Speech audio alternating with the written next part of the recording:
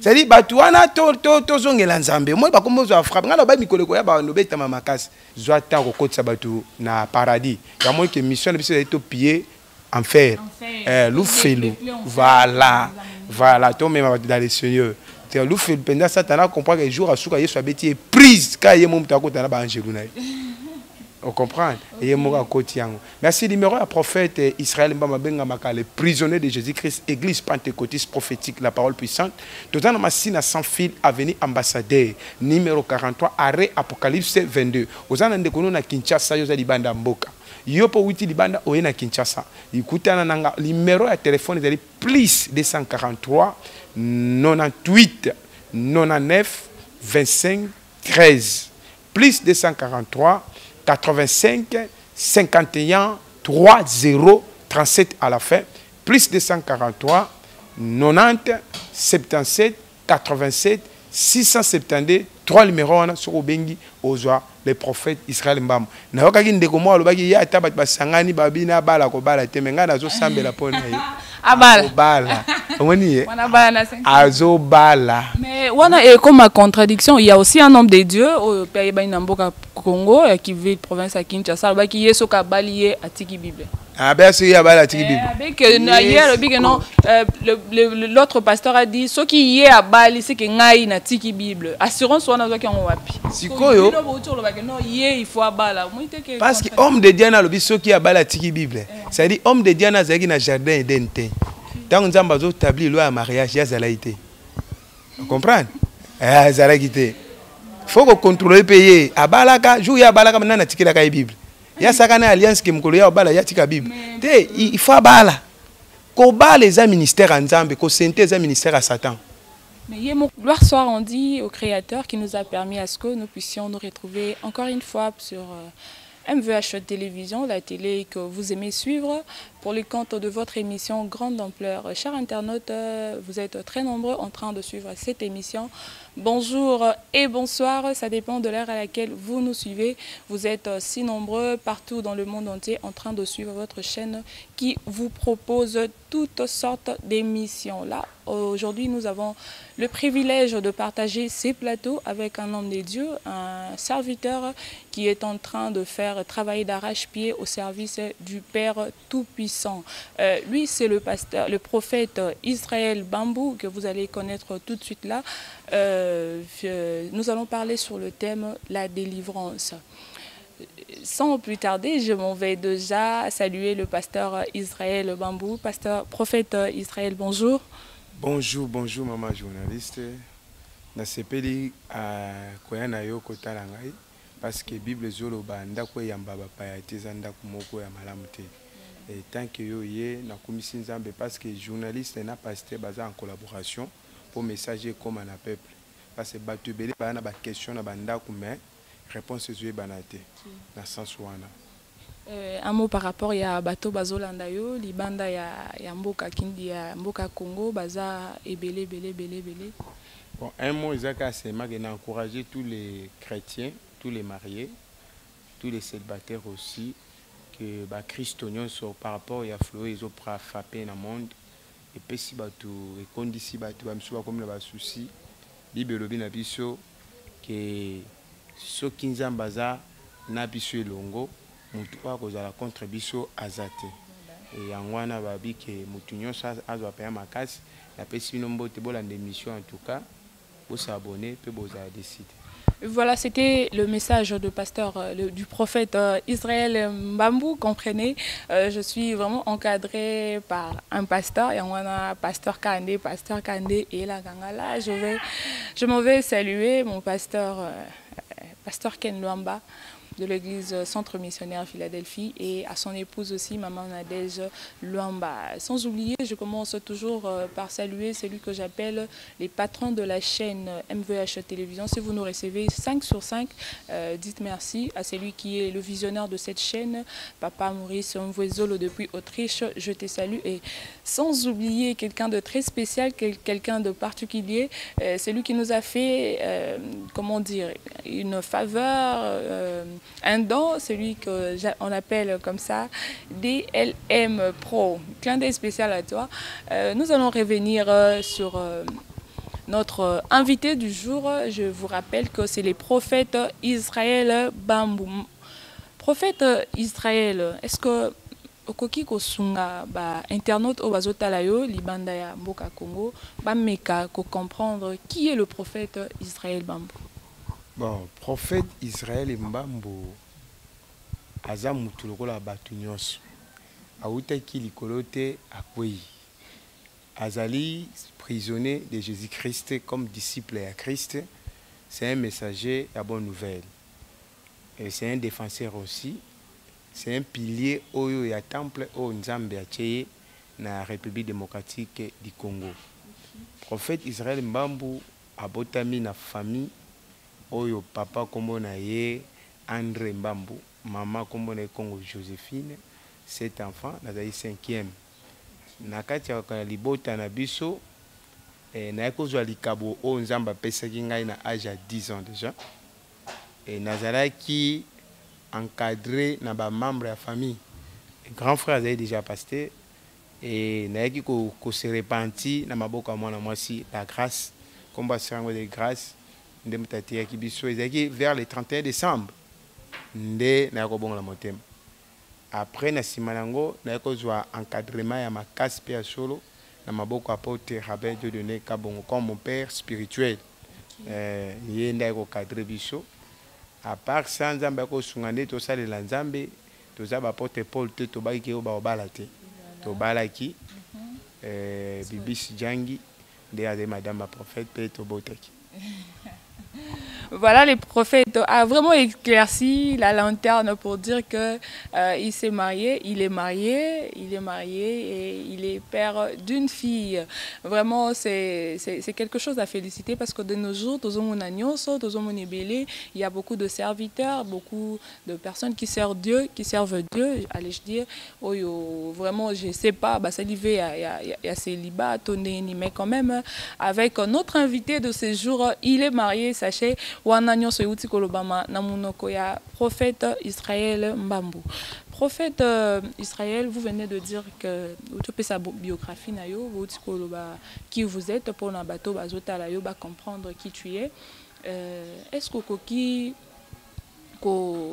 vous mettez un peu la bateau au bazotalayo parcours dans le Seigneur?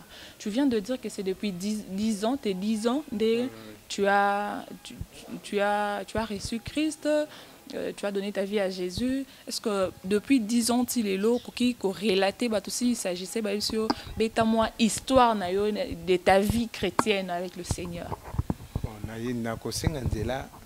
Na ba responsable ne se passe biso exactement comme habitude to ko bondela moké pour te dédier émission na maboko na Nzambe. Éternel Dieu de grâce to pambolo émission place to ba landa biso za béni na kombo na Yesu amen. Ngai na Nzamba zwinga penza na école primaire to zaki na ba 5e primaire to ba 4e ou ba 5e 6e primaire comme ça. De Nzamba zwinga na bimi na mandefu na Nzamba zwinga sa mandefu. Et longo jusqu'aujourd'hui on a continué.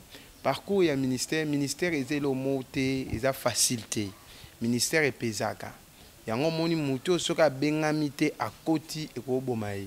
Ils a pena charge. Il y a la raison pour laquelle même Christ a mon la mort à 5 coups poigné longo. Voilà. Même Elina Moïse ba ko consoler babika yonde muto ko zala na place wana. Dans sens que ministère ils a pena facilité. Tout ça là l'évangélisation à la catégorie nyos. Tout ça qui gagner bit évangélisation c'est gagner les âmes. Peu muto se repenti. Des bits ezala qui yango. Ba miracle les alikabo talent comme ba bénéfice nzamba ba c'est serviteur naé comme le pouvoir pour muto mona que non atambola kana nzambe. Mais en réalité penza que non ministère ba kota yango kaka to lalo la muki comme pasteur, o lalo la muki comme prophète, o lalo comme évangéliste non. Il faut oser l'appeler, il faut bengama. Ngai nzambe penza abenga nga ya solo.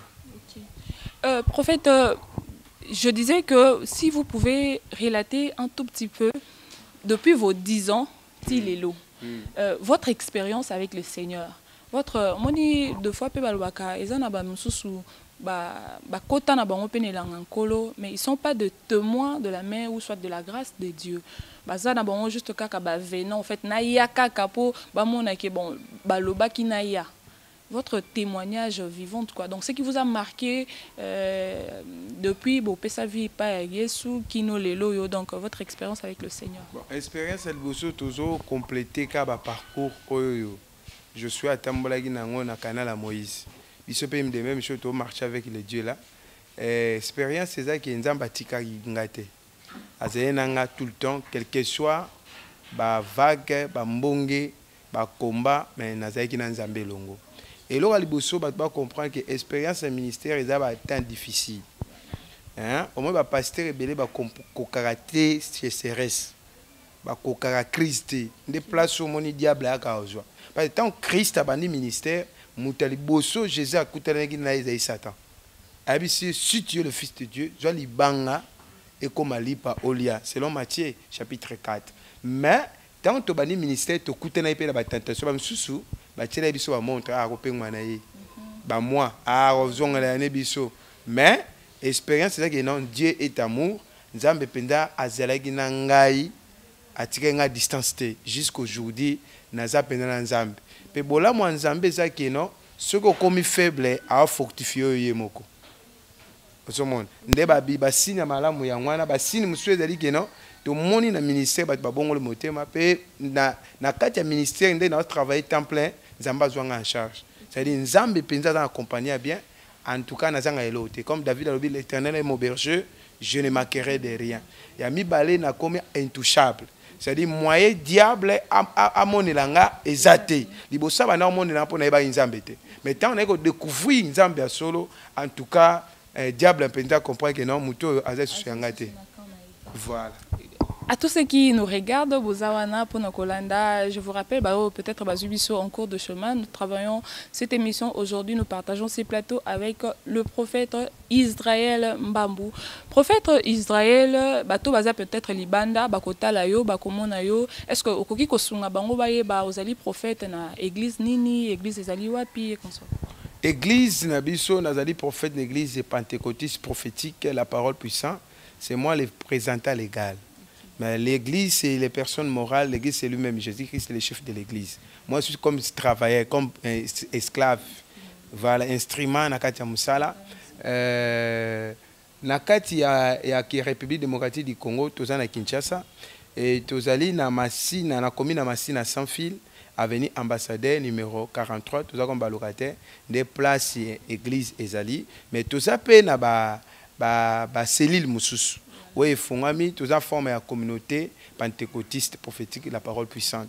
Monsieur Ezaï, na Momonga Fula, avenue Luisi, et na avenue, j'ai oublié l'avenue là, Momonga Fula, triangle seulement, au côté wana, au Gomona, église exact quelque part wana, tous allez pe na Bandalungwa, pe tous allez à Wanamassina sans fil, ambassadeur numéro 43. J'avais dit tantôt que le sujet que nous allons partager na prophète Israël Mbambu, c'est le sujet oyo ezo sala un peu rage, ezo sala tozo ebate, ezo déformer la population, ezo déformer le chrétien et le christianisme, ezo déformer mental à chrétien, c'est la délivrance. Parce qu'aujourd'hui, batu bazo comme il courir plus na sima ya ba délivrance, na sima ya ba miracle, na sima ya ba mambo belé, ba prophétie et j'en passe. Mais aujourd'hui, nous avons choisi Tolobela par rapport à la délivrance avec le prophète Israël Mbambu. Mais avant, Tokota dans le vif du sujet, je vais saluer quelques personnes, les gens qui ne cessent de nous soutenir de loin ou de près par ma prière Nabango. Là, je vois le couple Emmanuel et Émérance Malandi, là, les couples évangélistes, je les salue. On a parrain par la foi. Aujourd'hui, si Dieu me fait grâce de se marier, ce sont les gens qui vont m'encadrer parce que je connais, ce sont vraiment des gens assidus na makambu oyo etali nzambe. Pourquoi pas saluer aussi c'est lui qui est derrière la caméra, Privali Wambela, qui souhaitait bon anniversaire à Priska Malungu Mandoi. Priska Malungu, salutations spéciales à toi. Vaut mieux tard que jamais. Et pourquoi pas aussi à Priska Kanasa. J'ai un des spécial à toi, la mère des Daniela. Voilà. Nous allons partir, nous allons décoller maintenant. Là où, serrez vos ceintures parce que les choses sérieuses commencent. Nous allons parler de la délivrance avec le prophète Israël Mbambu. Prophète Israël. Bato bazota la yo, tambayo qui délivrance. Nabisa batondi babie makambango yango e pour makambu na Congo na Kinshasa le vie de chrétien est commis plein de makambu, plein de surprises, tout va commis courir derrière la délivrance, derrière la prophétie, derrière le miracle. En tant que prophète, qu'est-ce que vous pouvez dire sur la délivrance? Bon, délivrance ezali momoko ce qui balobi yango eza espoir pesa la joie pour mutu ou azali qui désespéré à monique babise toi tu seras délivré à comprendre que non il nazo kota na moni muso asika la délivrance ezali première délivrance d'abord ezali muto abibelobi mon peuple périt par la manque de connaissances muto azali na connaissance ya malamu penza te mais ba pesi siko connaissance ya solo asali aza délivré à partir cerveau. Oui, le mot délivrance encore, ezali que non, muto dans le royaume moko boye quelqu'un qui a des ténèbres a commis dans le royaume de Dieu a eu délivrance. Et le mot délivrance c'est sûr que l'on a un pays voisin qu'on a un pays musus. Et alors Israël, l'Égypte, tant ba bimi l'Égypte, bah qu'on a un pays musus, c'est ça on appelle aussi la délivrance. Le mot délivrance c'est ça muto tourmenté par les esprits. Un malade quelconque ils ont tungissé mais malade en réalité comme ils sont malades mais en réalité ça démon nda batam na sa comme malade wa nda zo tourmenté muto mais ce muto na ba bondeli pona en tout cas a eu délivrance parce que na kata délivrance il y a aussi des principes. Il y a des principes de délivrance. Parce que les lots de délivrance, dans les pays étrangers, tout le monde a un mot de délivrance. Comme traiter mot de délivrance, c'est un mot diabolique. Donc, c'est un mot qui n'est pas un ensemble. Parce que le ministère de délivrance, c'est Jésus lui-même. Il est fort en parole, à démonstration et à puissance. C'est-à-dire, Christ a délivré, vie à Christ, c'est-à-dire qu'il a délivré, il est tourmenté par les esprits. Surtout dans Ésaïe, l'esprit du Seigneur est sur moi, car éternellement, ouais. Vous avez un pour la mission. To banzamba pakola mutute fafanda apakolio pour la mission. Ne ba chaque essence na mutu ka pour fanda mais pour déplacer. C'est-à-dire que mission est de libérer les prisonniers, de publier année à grâce et à faveur ensemble. C'est ça qu'on appelle la délivrance. Okay. Mais quand est-ce que quelqu'un peut se dire que non, Aza délivré, ou soit délivrance, tu peux constater quand on a vu à Moutou, on a vu à chrétien? Moutou a la délivré dans la confirmation à parole prophétique, un prophète. Lorsqu'on a la délivrance, c'est sans que prophète Aza. Parce que prophète a et esprit wana et bimi to ezali pesa na bat musu penza ba pesi bango esprit a discernement des esprits ayebi que esprit eza ya mai esprit ya serpent mon pasteur a taliboé abi toi mon serpent sort ça dit à discerner abi que esprit eza nzoto moi so nzoto papa eza esprit ya nyoka OK nda bengani yango mon pe abano sa ba gisement lokola nyoka pe ekei ozo comprendre. Mais aujourd'hui, nous sommes butés à un problème. Vous êtes sans ignorer, nous sommes à Kinshasa, Bamakambo, Ezole Kamwatro, au Bazolo, faux prophète, Bakoti, Mingi, Nakatene Langankolo, Oyo, délivrance, Moko Tozomona, Eza superficielle. Quelqu'un, les lots, Nengoto, le Bana, Mutabaluki, Namabele, sous prétexte qu'il est délivré, Bamili, Mognon, Swan, Ezobima, mais. 2 jours après, la personne se retrouve dans la même vie, dans le même circonstance, dans le même délire. Donc, Tolo Banini, et là qui peut-être le prophète ou Azaki, on a peut-être le prophète ou Azaki, il s'est trompé, ou soit la personne n'était pas vraiment délivrée. Bon, ce qui m'a dit, à scouter na Fox, je ne sais pas ici. Ce qui a quoi a eu délivrance tengolo ba akwaya quitté eza mascarade pasteur wana ayosolo wana équipe na yemoko na église ba ça masoki na bi nguya na nzambe simba yo mikweya nde bakweya kande ngwana nde bakomi komi loba na kei po mutu mo akokanga pe miso bi na kei na zongi on se comprend c'est ça mais ce qui mutu akwyi ya solo c'est-à-dire akuté na force mususu ne ebengani esprit oyo ezaki na nzoto na ye ekei nde moni asansala akwyi. Est-ce que pour te remarquer, pour te confirmer que Moutou a réellement délivré, il faut qu'il y ait une manifestation et ça la mato. Bon, à koki pe kokweya, à koki ko balukana ko a shit, à beti pe a pandi biloko, pe après zu kimi a délivré. Musu pas ko kokweya te, mais a délivré. Mais le problème c'est qu'il faut que les faux délivrance et les vrais. Parce que la faux délivrance est la délivrance mon codé. Mais la vraie délivrance, c'est la délivrance originale. Net Jésus, il a été tourmenté par les esprits. Mais les disciples qui étaient, poser la question pourquoi tu qui était. Mais Jésus a dit l'esprit a des démons, par les jeunes et prier. C'est-à-dire Christ a un esprit à discernement des esprits. Il faut d'abord esprit il faut dans notre moi quelle catégorie d'esprit, ils ont grade ni, ils ont force ni dans monde spirituel. Mutu nyos ta ko délivrer mutu. En tant que prophète, puisque vous venez de dire mutu nyos ta ko délivrer mutu. Caractéristique nini ya mutu oyo asengeli pona ko sala délivrance na mutu mususu. Mutu asengeli ko délivrer mutu azui mandat.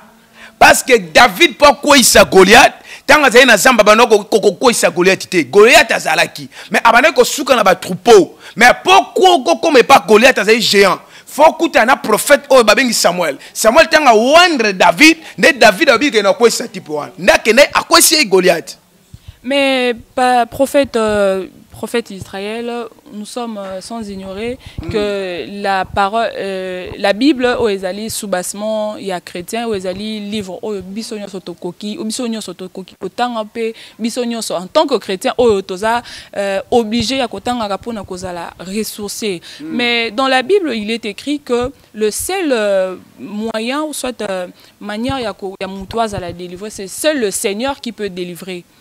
Qui peut délivrer quelqu'un. C'est que les lots naba makambo ezokoma oyo ebele otozo monde dans la ville province à Kinshasa dans le monde entier prophète non yaka awa prophète nabiso a ko délivrer. C'est sur base de quoi s'appuiaka pour dire que non c'est les prophètes qui m'a délivré. Bon les problèmes bomi délivrance c'est la religion. Parce que les lots tout le monde la religion na ndenge basali la délivrance na ba. Parce que ça loko là baptême so que place babatiza bato okuta baptême pesa ma catégorie nyos mais eza na vrai baptême ezali okufi na Yesu osekwi na Yesu oso comprendre mais ce que religieux ezali na ndenge ni bebisi ba délivrance na sens nini au monde na religion na bango so muta possédé par l'esprit ba pesa ke livre à méditer na religion na bango so muta possédé par un esprit face sans amusuni na religion na bango fo muta possédé par l'esprit pour les délivrer face au témoto. Na religion baba me makaba on a mai basoko ba on a savant munganga c'est ça on appelle la délivrance selon bango ouais selon Zambé yango te sa délivrance pour délivrance c'est ça au nom de Jésus-Christ de Nazareth ne démon kimaka vous comprendre religion na bango et même bango ko bimisa biloko na nzoto so biloko ngo ezo bima pe sec ce n'est pas la délivrance. OK. Vous comprenez? La Bible nous dit que non, biloko ekoti spirituellement, fort ekobima pe kaka spirituellement. Parce que babiloko nyonso wana oyo ebimaka wana sous prétexte que non muto aza délivré et loko nyoka wa bimiye oyo nino ebimiye et ezalaka sur base ya nini, sur quel fondement oyo bazara nango. Le problème est zandegini. Au moni bino basi soki mutateli yo bien ayebi yo teke obakisi bi keskes na kati ya elongi na yo. Akasa kwa geza beauté naturelle mais nzoko bakisi bi keskes les pommes ya batuane zake babakisaka biloko na bango moko. OK. Tu vois biloko na bango mo babakisa za biloko c'est exemple exemple babimisi ngai lokola dima sas na nzoto mais Bible obi toute arme forgée contre moi sera nulle et sans effet. Et ngolo bake eza na effet te ça la kada siko masaso bango babimisi nga eza masas na ngate ya bango moko. Ya bango moko nde babimisi. Ya bango moko comme prophète po tozo mona ngope mutaza wana lisasi peza te pembeni na ye. Bazo bimisaka ngo ndenge ni. Soki za ngaka sibala kisanga babala on place côté lake bimiti. Mais pourquoi ma douce ça te? Mais ya na ya bango moko zo ndima te eza bango moko. Mais aujourd'hui face à ça. Mutuka yo na yo te za différent. Soki za yo qu'est-ce qui kokita te? Kende place là là. Mais pourquoi au kiti po eza yo te? Eza biloko na bango moko. Biso to ko sala makambo wana te. Omoni biso to za ko loba keno. Tozo telemelaka bango parce que bazo sa makambo Simon de magicien. O azaki na acte chapitre 8. Alors ça va démonstration magique. Azui pourquoi comme si est cochon. Azui cochon comme si est lapin. Azui lapin comme si est soso. Azui soso comme si est libata. Mais la Bible est mécanique un peu parce que surtout talipe batouana mususu bazarape kana basubasement et verset biblique. La Bible nous il est écrit que la foi vient de ce qu'on entend et ce qu'on entend vient de la parole de Dieu. Et puis il y a plus musica et lobby que si tu crois tu feras les œuvres que je fais et tu en feras des plus grandes. Peut-être il y a wana de bango bazo keni na wana ba anglais wana que non tozo sala ba œuvre plus grande que qu'a fait Seigneur Jésus. Les pauvres ezali que les pauvres ezana bango bazana puye morote ya Bible parce que bakendaka ke mbiso amelaki mbongo. Prophète Israël, est-ce que exactement parce que la Bible nous dit que celui qui croit au Seigneur Jésus fera les œuvres qu'a fait Jésus et il en fera des plus grands. Est-ce que bazo keninango na soubassement anate parce que bango pe loko la biso ba utiliser la Bible.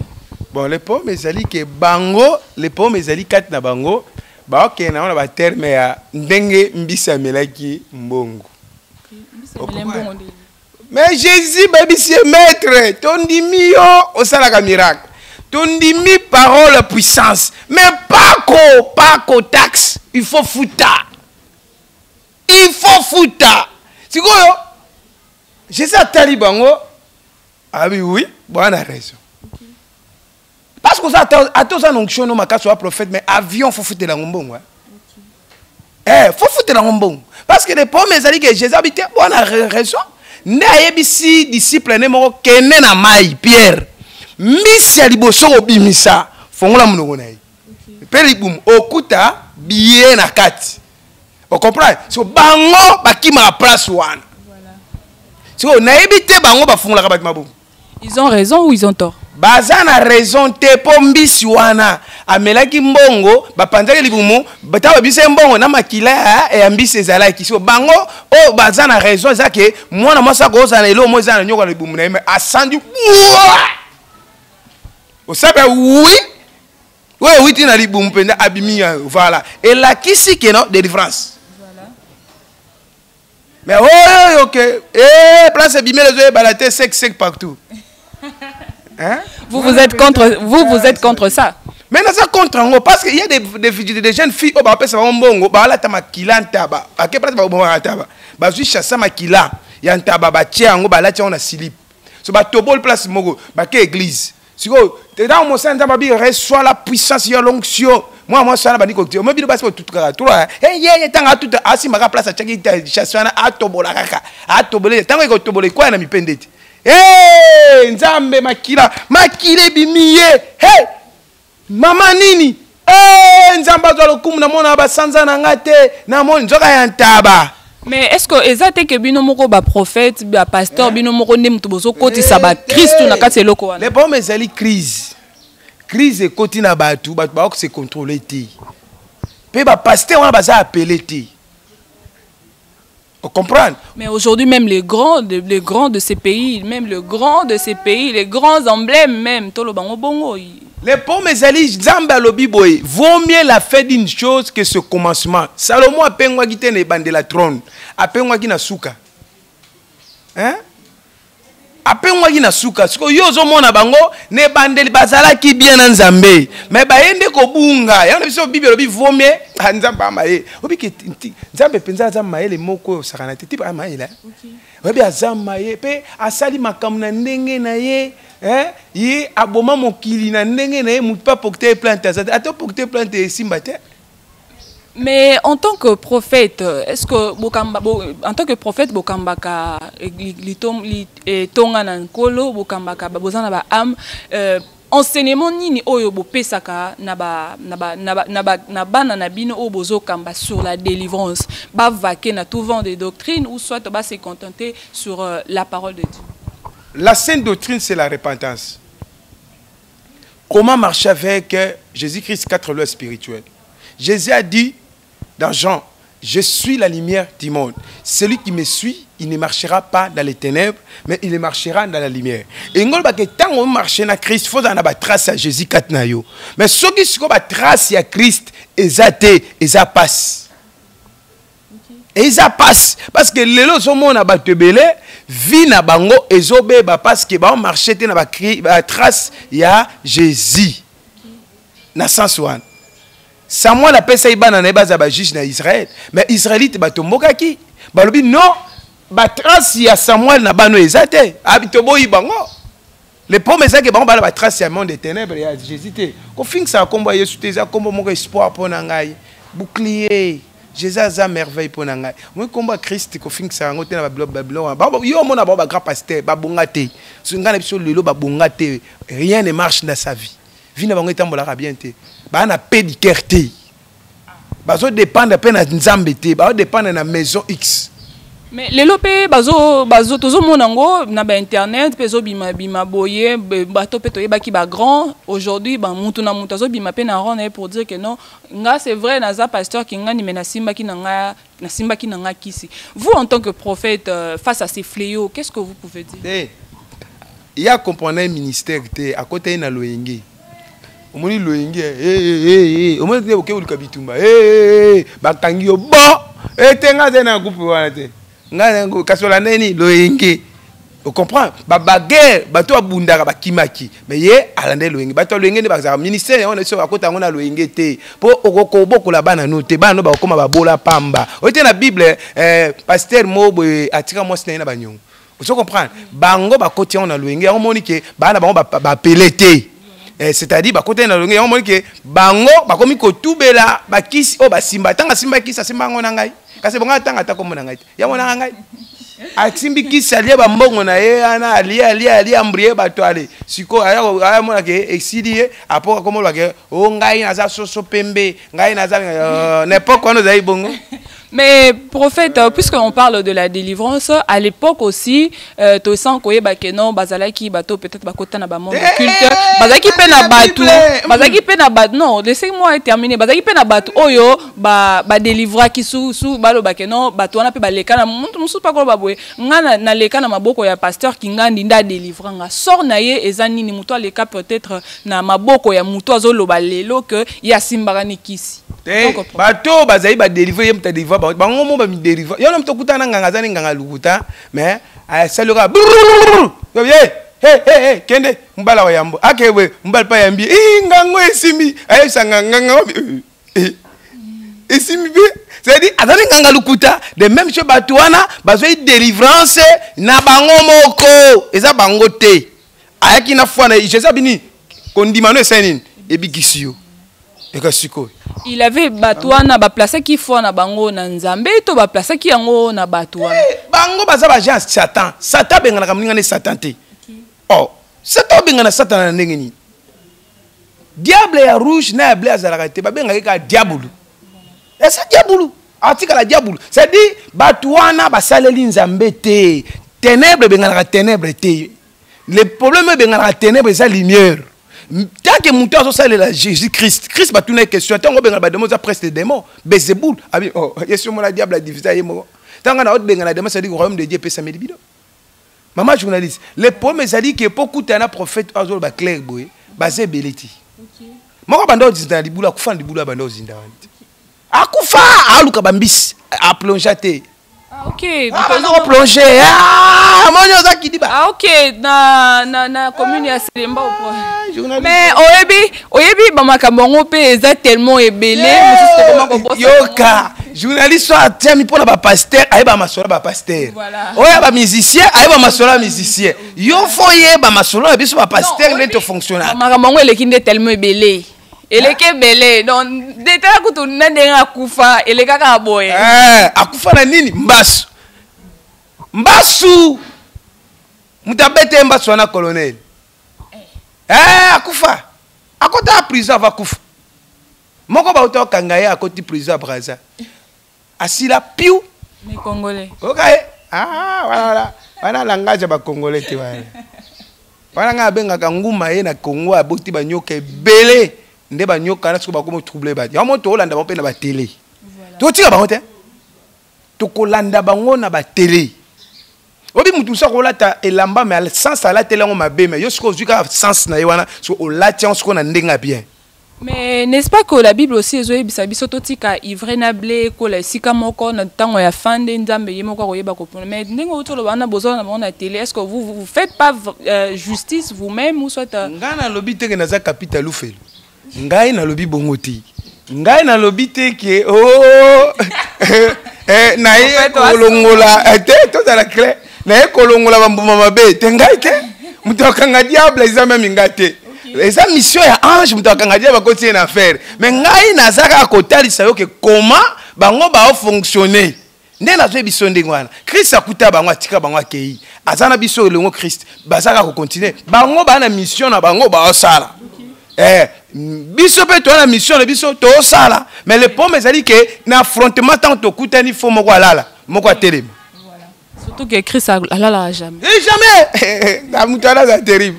Et prophète Israël tozolo la délivrance mais lelo tozomona na tout non mutuna moko ya curiosité avant na kota kuna on est délivré par quoi, par quel moyen? Bon, on est délivré par le sang de Jésus-Christ. Parce que selon Apocalypse 11, je pense Apocalypse 11, 12 seulement, ou c'est comme ça, Apocalypse 12, 7. Si vous méditez, on comprend que dans le verset 11, tu longi diable par le sang de l'agneau de leur témoignage de Jésus-Christ. Mais aujourd'hui, tozomona ba usage ya biloko ebele on pose à la délivrer pakola huile. Pose à la délivrer melama yoyo, pose à la délivrer salabwe. Entre autres prophètes Israël, quand vous exercez votre mandat en tant que Mosali Nzambe, bozo sala ba délivrance na batu, bozo sambela batu, utilisation ya ba huile, ya ba mai. Et ça a place ni na kati ya vie. Bon, c'est que moi je peux te dire que na okzonga na question nga mona diable est imbécile. Pourquoi? Na cinq excuses t'es pas imbécile. Na sens que omoni diable abalukila rabatu na yeye moko. Vous comprenez? Abalukila rabango ya omoni ka za imbécile. C'est-à-dire biloko bat ba osalela na Bible. Et c'est comment na Bible? Oui, il est comment na Bible? Mungu est comment na Bible? Mai eza na Bible. Mais le pomme ezali nde côté qui sabiloko wana na ba église et comme mabe. Ndeti boye beaucoup de pasteurs a tché bassin mai kuna oteka. Mundi minyonso pour la délivrance mabe. Will wana ba oteka, c'est-à-dire na stari clinique et à pharmacie ya will. Il to bien en clinique ni. Hein? Ba na terme. Tala na biso ba na ba inspiration mo diabolique au sakanate. Yangano monike ba bebi sabat. Yangano moni Christ ba que les faux boye ba na prédication té. Mais boye ba na comportement. Et yangano ba comportement bango ezobima. Yangano ke yo siko tango ko moni na vie so sali choix église bien au monde na paradis hein. Parce que influence wana po bino bolo ba ata pasteur abungi ne e wa biso to yele ete biso etali biso te. Azala ka liboso na bino comme qui? Berger monde qui? Monde des ténèbres. Asa sous berger monde de Christ. Saoul tanga bungi nzela, bateau va comprendre que Saoul a bungi a comme animé par mauvais esprit, ba ki n'est pas David. Baba teke bo konza Saoul est ali bisoté. Mais bateau ba landa ki bonge sana maite. Na vita ngomoni que papa na yo atengami. Asa sous nanzambe te, il faut tikae. Deti mutu musuma na landa na YouTube azolo ba non. Ba chrétien lelo ba belela ka Saint-Esprit. Mais moko Saint-Esprit azaya voyageur, asaka voyageur à Dubaï, après zongi tondengeni aseka. Abi le sang de Jésus, le sang de ngabita muto. Yo muto a permis ces commentaires bi o ezali pour comment comprendre le message faut à aigle ngabita. O penda aveugle oyo. Aba aigle. Vous comprenez très bien? Azolo ba aigle. C'est-à-dire il comprend rien na message azo au moins muto azo kosa bundaka na minoko. O moins munoko na miswa mino. O la ga akosa.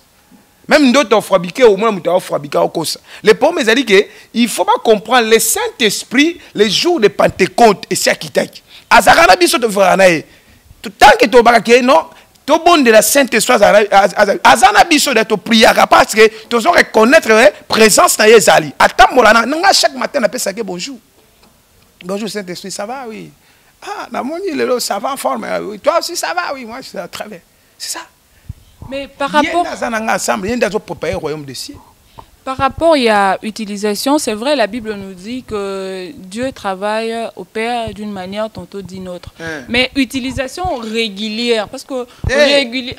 La Bible, balobi na ba fungol to tangata vexé moko banda to banda ki ba mona Bible ba biango eza ekeko to eza statut teni to bujango ba mona ke non eza Biblie. Voilà. C'est-à-dire, si tu as vu Jacques, Jacques va faire un conseil,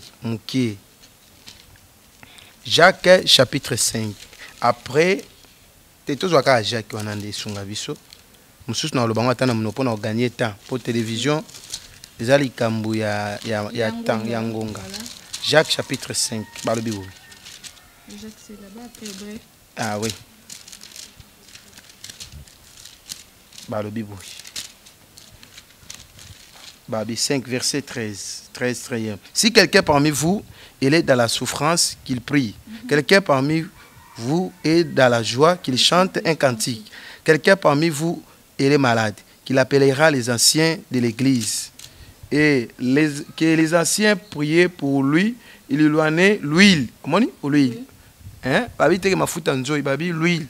Au nom du Seigneur, et la prière de la foi sauvera les malades. C'est ça? Oui, il y a des révélations. L'huile, c'est la parole. Non, oui, la Bible est anglaise, on a combat dans l'huile. Et ça, oui. Mais l'utilisation fréquente, parce que c'est pas. Lui, par rapport à maladie, mais par rapport, il y a esprit méchant, esprit, il y a maï, esprit où est possédé n'zoto ya mutu. Yo sola tozomona ngo bazosopela mutu il boye mutu akomo nani mutu azaki na se azaki ya uganga akomi uganga nabimi il nde mutu ezosala effet ou soit tosela les pommes ezali huile wana eza huile donc chez comme acide na nzoto monde ya démon et soit kaye afin de te fakite nandimite kolamba biloko so tia mafuta nabite so ebimandele ni et baksara implice. Oui, ils appellent la comme symbole à Saint-Esprit. Ça implique, c'est parce que Saint-Esprit est invisible. On comprend? Diable n'est pas invisible. Jésus n'est pas invisible. On comprend? Et les pommes, ils disent que tu es taqué dans l'huile. Et ça, c'est comme habitude. Comme non, le rôle de combat, c'est nom de Jésus sort. Dans la bonne de pour en direct, à la pomme à cœur. Il y a 3. Moko à la ndenga na TV, débat koufa. Mais moko à la ndenga na TV, n'est-ce que soit maï. Na prier na pena se mela ameni ba ke na hôpital ba bi mutema nezo normal abika gloire au Seigneur huile babi na Psaume 89 verset 20 babi j'ai trouvé David mon serviteur na pakole mafuta katinayi pour nzamba soutenir to ba huile wana so ba pakoli yo même ndoki apumbo ete voilà nga so na bi ko zandoki na ko seklo kana huile wana ka pumbo total so surtout so bima ko zonga susté ozonga te okweya. Voilà, fidèles internautes, vous êtes là en train de suivre votre émission Grande Ampleur sur la chaîne MVH Télévision. Abonnez-vous massivement. Maman journaliste, et ça doctrine. Ba doctrine. Jamais comme on a brana ambassade de la mafuta. Obiso a église exemple Michouni, basale la ngote. Ba la borne, basale la ngote. Ba on a français. So lingo ba français bien, OK na la borne. Hein? Mais c'est la première culte français. Ils auraient de partager.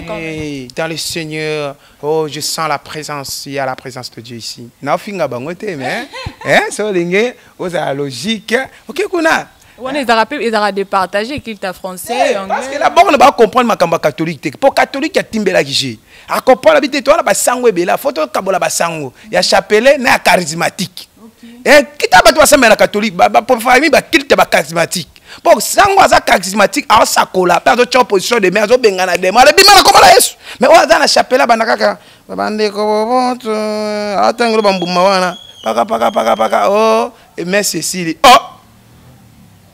mais même pratique il y a charismatique to na kotika la basango ya chapelle wana ezo diviser pe église ate bango basa catholique a maele ayebi Rome ah ba maye ba comprendre que ba église va oye mon peuple il y a charismatique to perdre ababini to sala deux systèmes ba sango parce que la borne faut pas dans style wala pour ba église et à la borne balinga huilité mais ba ka eza na église à la borne na makasa missionnaire ba tu ba tama trop place wana vous comprenez parce que vous écoutez na film soit da sorcier vous en assurance c'est mambo bozo ba ke na la borne ba c'est la huilité mais ba sala la huilité le ba inviter ndé mutu ba pekisa bango ba sala la huile la borne ba pekisa avoir même ba inviter ba c'est la huile hein té bolo ba soki collègue soki akondima risque soki po bango ba futa ba pasteur hein soki akondima risque so ba kata salaire ba kata moste beta huile wala tokende abambi we mutapupuka bi umoteka pupuka ki abiki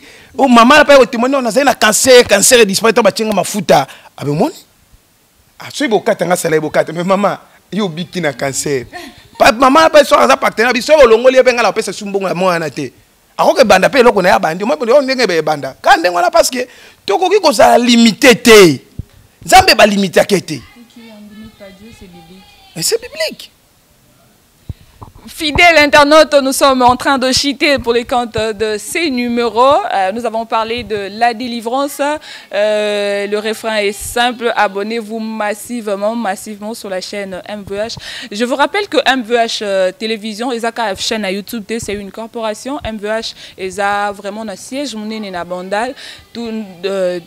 Juste en face, il y a alimentation Shoprite sur l'avenue Kassavou. Donc, il y a vraiment place au Bungate. Aux en a Posa, il y a Bafiche.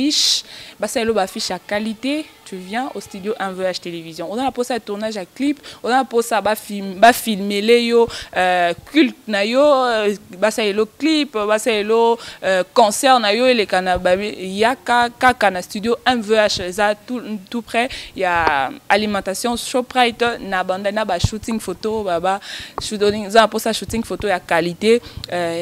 Adresse Isaka Moko na studio MVH na Bandal sur l'avenue Kasavubu na face il y a alimentation Shoprite. On est en train de citer comme je venais de le dire prophète Israël par rapport à Nyoso Touti Kolobela sur la délivrance sur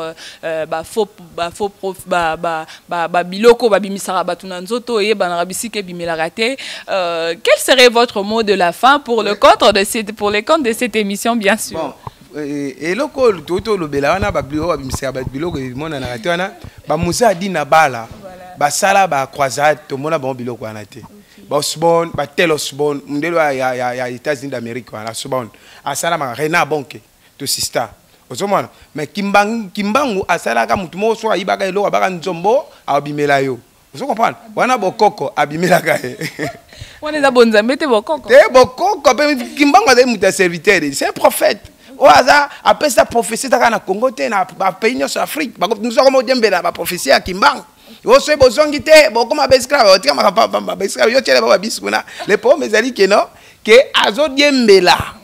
Vous comprenez? Hein? Azo Diembela, il faut le prophétie, c'est le Bamaki. C'est-à-dire, tu as un Nzambe. Moi, je vais frapper. Je vais frapper. Soyez dans les actes, soyez dans les actes, se repentir. Nous, les hommes de Dieu, il faut me goûter à la prédicateur. Parce que le prédicateur, il s'est mis à ma casse. Ceux qui se mettent au sol, ils ma bé. Nous avons tout nabi so. Bino temps ba wanda sama kama bé. Yo bana lo baté ponani. Po yo ba ki vérité au cachet pourquoi? Mwinda ba tchaka na se à table te ba tchaka likolo. Voilà. Vous comprenez? Et mon anga fait ça que le peuple de Nzambo balandi émission. Vous êtes libre, même ce qui s'agit que ça la paix appelle na bateau peut-être pe baza dibanda mboka oyo bayamba pe Christ tout mais subitement akutani na lien à cliquer ka boya akutani na prophète Israël Bambi tant ota la paix mission comme on a souka peut-être pas pesa vina yesu te ce qui kokipe ko sala appel wa appel wa les alimalam to banana on appel wa to banana numéro téléphone te il faut to banana appel koyamba Jésus-Christ dans Apocalypse chapitre 3 verset 20 voici je me tiens à la porte et je frappe si quelqu'un entend ma voix ouvre la porte je rentrerai chez lui ce to longwana tokei na Jean chapitre 1er babi babota makamwa nzambe te mais bakomaka nde mwana nzambe au verset 12 ce to longwana tokei na Romains chapitre 10 verset 9 à 8. Babi, si tu confesses de ta bouche le Seigneur Jésus et si tu crois dans ton cœur que Dieu l'a resté des morts, tu seras sauvé. Intérêt ni privilège ni ezana katuana. Donc il y a des Corinthiens chapitre 5 verset 17. Si quelqu'un est en Christ, il est une nouvelle créature. Les choses anciennes sont passées, voici toutes choses sont devenues nouvelles. Ça veut dire que au combien il y a sika au gagner beaucoup de Jésus au kutano na paradis. Bien-aimé dans le Seigneur, nyonso wana et qui a pamba wana ya ko masumwe elongwe ya sika comme ya sika nde ba avantage tango ya wana siko olingi koyamba Yesu ngo bate oza mwana pasteur yo o sio yamba este fo ba yambiso Yesu de to yambiso Yesu o ça la prière onanga na Romains chapitre 10 verset 9 oko répéter makam na zoloba olobi kolo Yesu naye pa na yo nazui décision ya kobenga yo na motema na ngai na ndimeli yo na motema na nga mobimba lokola mokonzi pe mobikisi na ngai na ndimeli yo na motema na nga mobimba Nzambe tata asekisaki Yesu kati na bakufi ngai na biki nakoyi mwana na Nzambe décision na ngai eza bo Satana bima na nzoto na ngai tika âme na ngai tika molimo na ngai au nom de Jésus-Christ Yesu natambusi vi na nga moko nazwi eloko te eyo tambola na ngai na kombo na Yesu amen wana oyambi Yesu tobondeli mpo na yo Père de gloire moto nyonso apesi bomoni kati na Yesu azala beni na kombo na Yesu ke Saint-Esprit tika otambola na ye mpe Kristo ozala na elongo na kombo na Yesu amen bien aimé wana ezalaki porte ya lolo efungami mpo na yo ndenge Bible elobi na Luc babi soki motu moko apesi bomoni kati na Yesu fete esamaka na paradis soki osombi lupangu osepelaka yo moko sikoma soki moto aleki lupangu na valeur ya sens wana yango wana omoni ke en tout cas pasteur zwa ntango kokotisa bato na paradis yamoni ke mission na biso ezali topie enfer lufelu voilà tomema bato dans le Seigneur lufelu mpenza Satana comprend que jour asuka Yesu abeti prise ka ye mo moto akota na baangelu na ye on comprend et moi côté yango merci numéro à prophète Israël Mbama bengamaka les prisonniers de Jésus-Christ église pentecôtiste prophétique la parole puissante tout dans ma signe sans fil avenue ambassadeur numéro 43 arrêt Apocalypse 22 ozana ndekono na Kinshasa yoza libanda mboka yopo witi libanda oyena Kinshasa ikutana nanga numéro ya téléphone ezali plus 243 98 99 25 13 plus 243 85 51 30 37 à la fin, plus 243 90 77 87 672 3 numéros sur Obengi Ozwa les prophètes Israël Mbam. Na wakaki ndeko mo alobaki ya tabat basangani babina bala ko bala temenga nazo sambela pona ye. Abala. Bala. Mais voilà, et comme ma contradiction, il y a aussi un homme de Dieu au pays Namboka Congo qui vit en province à Kinshasa, qui est sur Kabali à Tiki Bible. Ah ben c'est à Bala Tiki Bible. L'autre pasteur a dit ce qui est à Bali c'est que ngai na Tiki Bible. Assurance on a qui on wapi. Sikoyo. Non, il faut à Bala. Parce que homme de Dieu na lobi ce qui est à Bala Tiki Bible. Ça dit homme de Dieu na zaki na jardin Eden. Tant que nous avons établi loi à mariage, il y a zalaïté. Vous comprenez? Il faut contrôler le pays. À Balaka, joue à Balaka, maintenant, on a la Bible. Il y a une alliance qui me colle à Balaka, il y a la Bible. Il faut à Balaka. Qu'on bat les ministères en Zambie, qu'on synthèse les ministères à Satan. Mais il y a un colonzo, tu as déjà qui a Bala. À Bala, tu vois. On a la certitude, il y a besoin qui fuit. Sikoyo. Ah oui, il y a un Bala. Azobala, c'est là où on a journaliste bino de bokoyemba. Bozala wana, bo filmer, bo poser ma question. Ah ba la peur ça libala lix. Il y a bien, il y a makamba malam. Ah ça wana. Akolo Baté. Voilà, c'était l'émission Grande Ampleur. Nous sommes arrivés pratiquement à la fin. Mais je ne veux pas terminer cette émission sans pour autant saluer quelques personnes au Basouténa, Abisso de loin ou de près. Là, je vois Papi Ludevo depuis Dallas, aux États-Unis. Là, je vois aussi Olivier Diabanza. Rodi Mboué, la leader depuis Turquie, clin d'œil spécial à toi. Fallon Swanga, une Angolaise perdue au Congo. Donc, ma copine de Wana Azosia Maneka Rabie, Akozongate, vraiment. Toute la grande équipe du studio MVH Télévision, MVH toujours, Licolo, MVH Kendedi Bosso. Là, je vois la tête, Papa Roger, clin d'œil spécial à toi, Yukovic, KMB, je vois Mardoché Liba, je vois Charlot, je vois Joachim Charlot à Kinshasa, vraiment. Les structures Mobimbaya MVH. Je dis merci à celui qui était derrière la caméra, Privali Wambela, mon réalisateur, et Lilingi partout Nazab, mon a Privali Wambela, la chaîne spéciale à toi. Big up à toi, confrère Wabi, à Tabastangani. On est toujours ensemble, voilà. Vous nous avez suivis, dites merci à la grande équipe. Pasteur, vous avez quelques salutations. Nabato Batalio, Nabato Baebio, moi Bambote, Ndeka. Suko Bambote, c'est moi qui. Ndengolobi, caméraman, Mazé Lili, non, à sens que.